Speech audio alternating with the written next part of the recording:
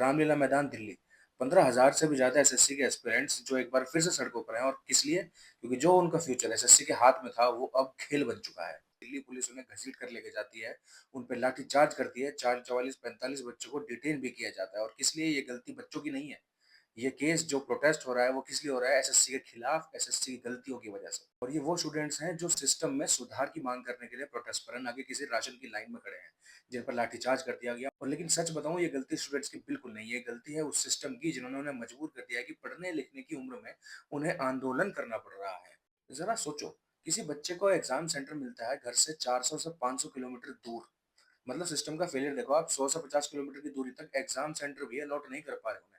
और जब वो ट्रैवल करके इतनी दूर एग्जाम देने के लिए जाता है तो उसे पता चलता है कि exam cancelled, without information, without notice. एक जगह तो एग्जाम के सेंटर के नीचे गाय और भैंस बंधी हुई है, मतलब ऊपर बच्चे एग्जाम्स लिख रहे हैं और नीचे गाय भैंस बंधी हुई है। वाह रे डिजिटल इंडिया।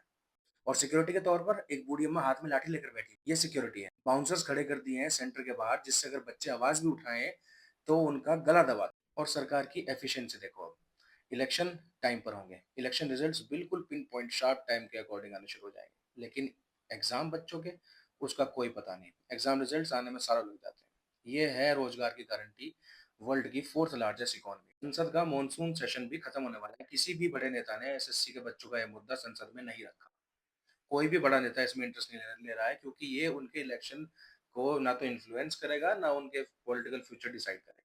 और सबसे बड़ा खेल मीडिया का चल रहा है। मतलब मीडिया, इतना बड़ा प्रोटेस्ट हुआ, 15,000 से भी ज्यादा बच्चे थे कल रामलीला मैदान में।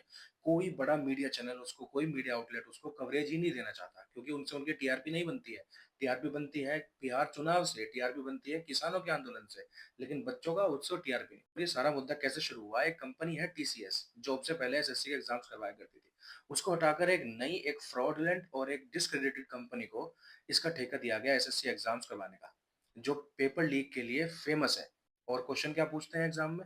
आदित्य प्रतीक सिंह सिसोदिया एक सिंगर हैं जिन्होंने डीजे वाले बाबू एक गाना गाया, उनका नाम क्या है सिंगर का? ऑप्शन में बादशाह, सोनू निगम वगैरह वगैरह। मतलब गाने के लिरिक्स से अब देश का फ्यूचर डिसाइड होगा। और इन एग्जाम्स की तैयारी कौन बच्चे करते हैं? कोई प्रिविलेज्ड या फिर कोई अमीर बच्चे नहीं करते हैं इनकी तैयारी। इनकी तैयारी करते हैं गरीब बच्चे, जिनका एक सपना होता है कि एक नौकरी लेकर, एक सरकारी नौकरी लेकर वो अपनी जिंदगी बना सके। और इसी उम्मीद में वो पेपर देने जाते हैं, दिन रात मेहनत करते हैं, लेकिन अब उनका फ्यूचर इतनी अनसर्टेनिटी में है कि उनका रिजल्ट टाइम से आएगा नहीं आएगा, उनका रिजल्ट जो है वो क्रेडिबल होगा या नहीं होगा, एग्जाम सही से करा लिया जाएगा या नहीं करा लिया जाएगा। तो स्टूडेंट्स के करियर के साथ खेलना बंद करो, ये करियर के का मजाक बनाना बंद करो। उन्हें रोजगार दो, न्याय दो, free and fair examination system दो।